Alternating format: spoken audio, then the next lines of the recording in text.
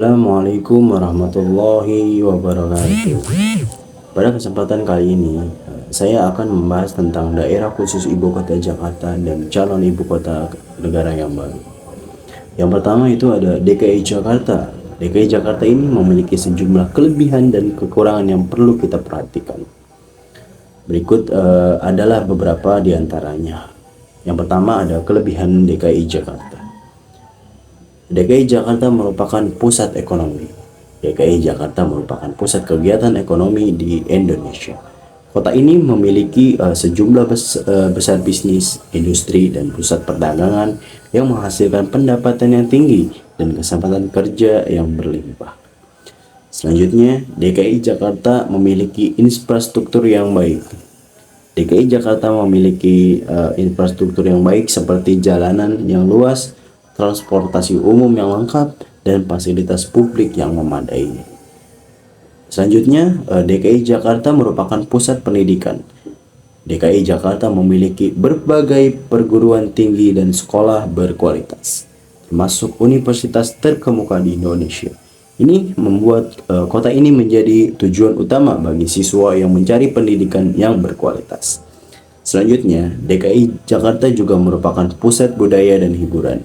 DKI Jakarta menawarkan berbagai kegiatan budaya dan hiburan seperti museum, galeri seni, teater, dan pusat pembelanjaan yang mewah. Hal ini membuat kota ini menjadi tempat yang menarik untuk dikunjungi dan dinikmati. Namun di lain sisi, DKI Jakarta juga mempunyai kekurangan. Di antaranya yaitu kekurangan DKI Jakarta yaitu kemacetan lalu lintasnya. DKI Jakarta dikenal dengan masalah kemacetan lalu lintas yang parah, sejumlah kendaraan yang tinggi, dan kurangnya infrastruktur transportasi yang memadai menyebabkan kemacetan yang sering terjadi di berbagai wilayah Jakarta. Masalah yang kedua itu ada banjir. DKI Jakarta sering mengalami masalah banjir, terutama saat musim hujan. Tingginya curah hujan dan kurangnya drainase yang memadai menyebabkan banjir yang sering terjadi, yang dapat mengganggu kehidupan sehari-hari penduduk dan mengakibatkan kerugian ekonomi.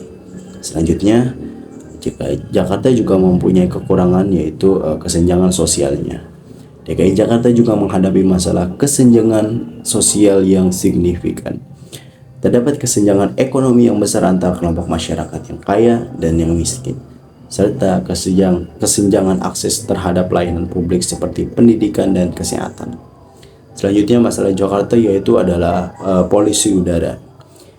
Daerah khusus ibu kota Jakarta menghadapi masalah serius polusi udara. Jumlah kendaraan yang tinggi, industri yang padat, kebiasaan masyarakat yang kurang ramah lingkungan yang mengakibatkan tingginya tingkat polusi udara di kota ini. Hal ini yang akan berdampak negatif terhadap kesehatan penduduk. Namun di lain sisi, meski memiliki kelebihan dan kekurangan, daerah khusus ibu kota Jakarta tetap menjadi pusat kegiatan ekonomi, pendidikan, budaya, dan hiburan yang penting di Indonesia.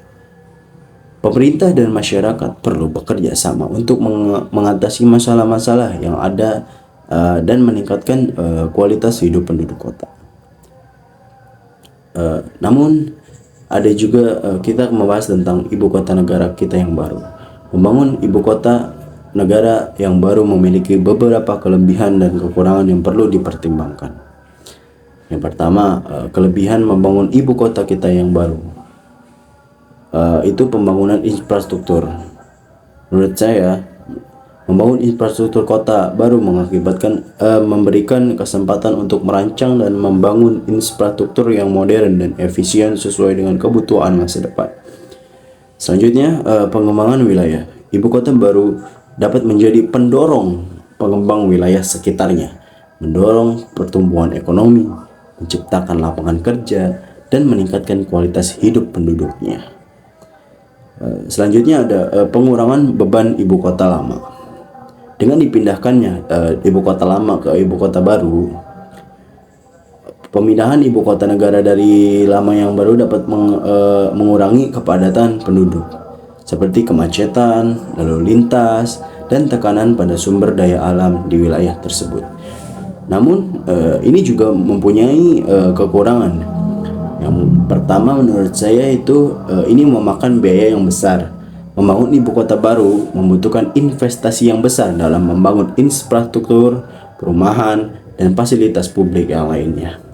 Hal ini dapat membebani anggaran negara dan mengakibatkan pengurangan dana untuk sektor lain.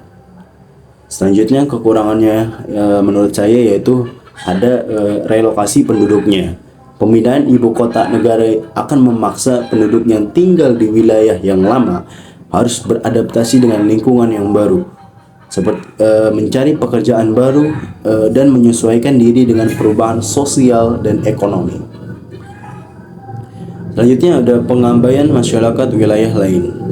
Fokus pada pembangunan ibu kota baru dapat mengabaikan masalah dan kebutuhan wilayah lain di negara ini, sehingga kesenjangan pembangunan antar wilayah dapat semakin memperlebar.